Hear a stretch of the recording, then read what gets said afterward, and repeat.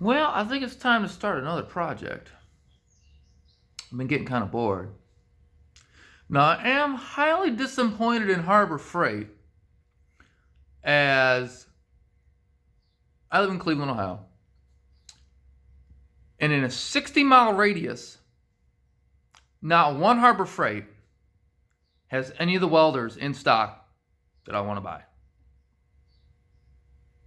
How is that even possible that during this pandemic, they sold out of every welder they have?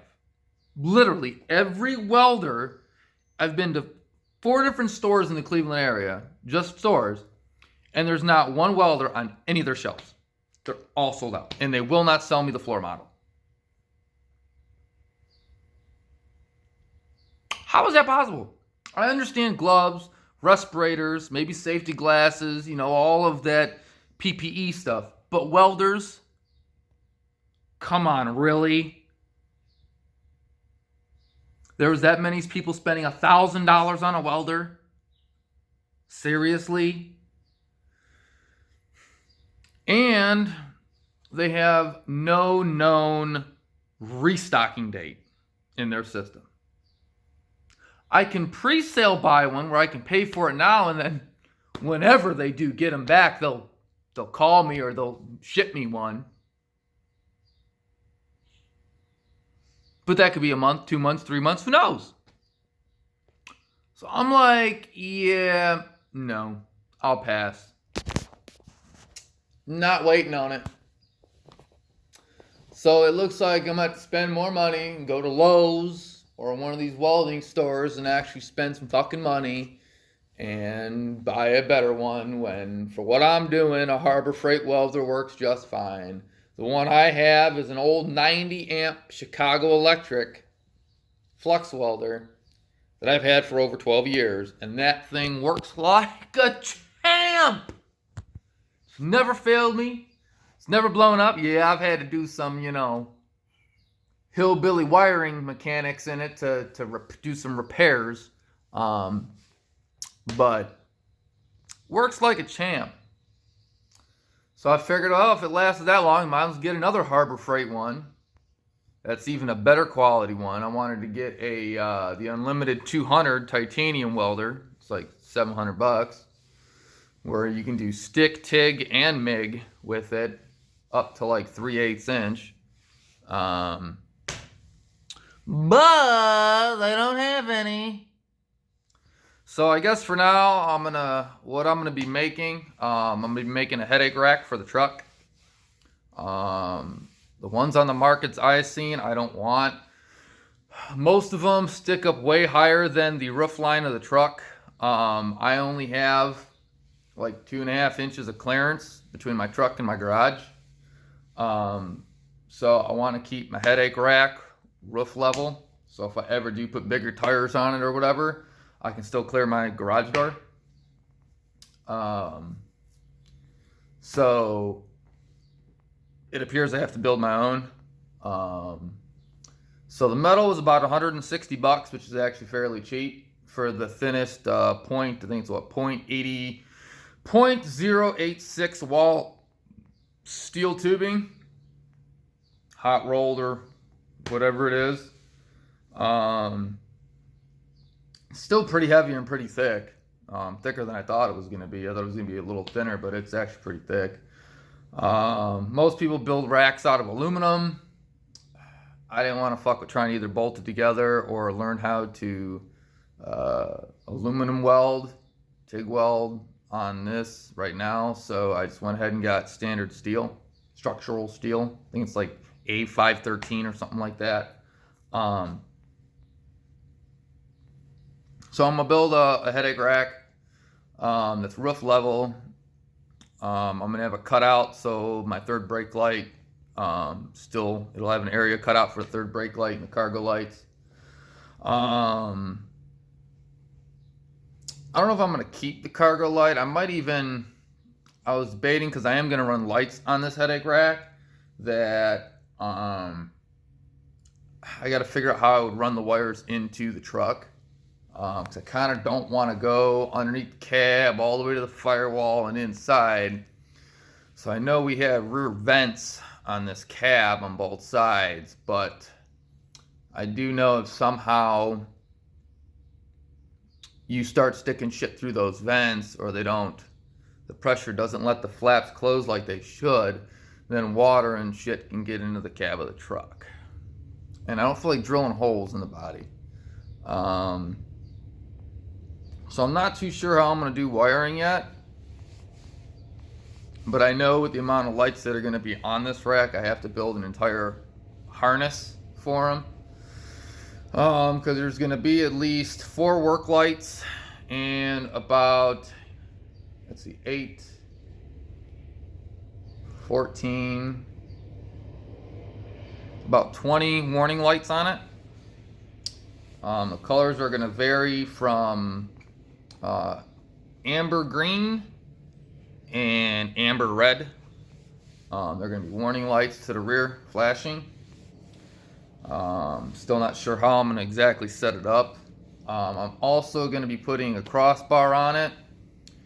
So if I want to mount, let's say, a high mount lift jack on it, I can mount the jack on it. I could mount a shovel on it, stuff like that. So I want to make it usable, and I'm probably going to have some bars drop down from the main support bar at the bottom that go into the bed, so I can make a bracket system on the back side of the bed where I don't have to drill through the bed like a lot of guys you'll see on their trucks. They drill holes in the back of the bed and they mount brackets to put stuff on. Well, I'm on everything like on the headache rack, mounted off of it, so that way I don't have to drill any excessive holes in the body of the bed. You're going to actually have at least 2 on each side to hold the rack down for the side brackets.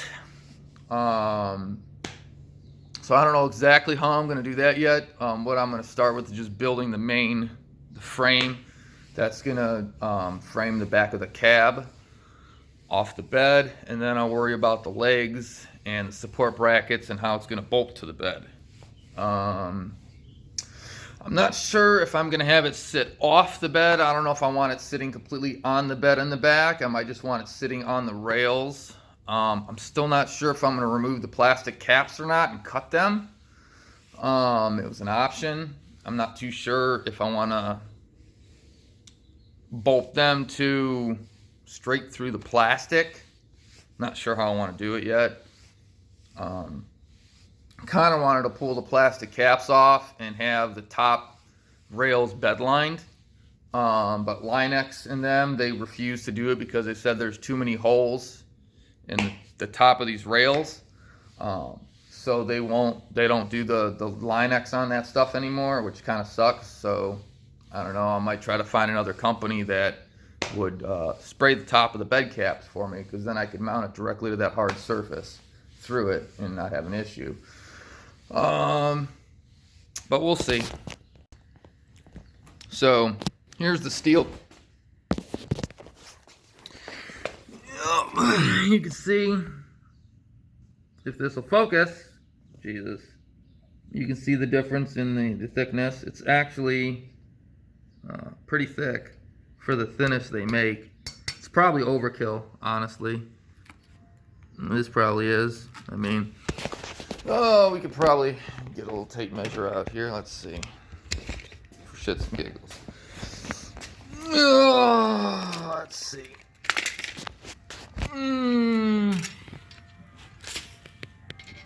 What do we got here?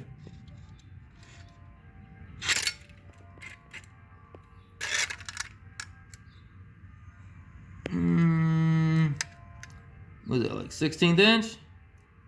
Something like that. Yeah. I hate this phone. It's been aggravating me. It won't focus on nothing.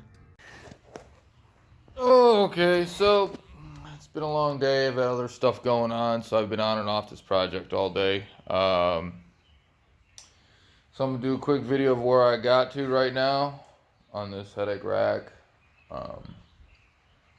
It's coming out pretty good. My BuzzBox welder's taking a shit. It's after 13 years for a Harbor Freight 90 amp welder. I think it's spitting like a hooker. Don't know what to tell you. So it's good enough for tack welding, but it ain't gonna weld this shit. You try to sit there and I try to do a test, 2 test pieces. It's I'm like, yeah, this ain't gonna work. Nope. Nope. And like I said, all these Harbor Freights are out of welders. Always getting the white man down. Nah, I don't. All right. Well, let me flip this around and show you what I got. All right.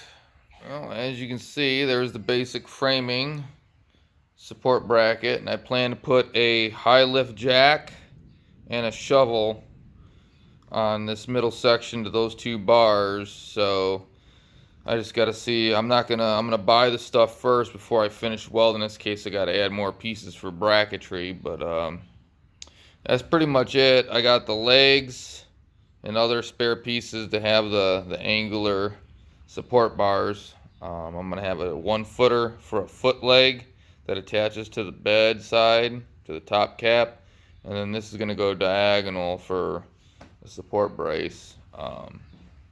Let me lay it down.